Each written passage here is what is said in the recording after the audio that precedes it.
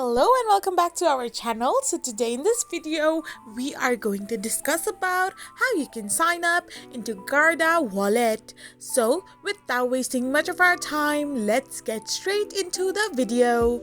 So first and foremost, all you need to do is simply tap open your Guarda Wallet app, and once you open it, press on the create new wallet option. So after this, you need to first create a password and repeat the password again to create your account.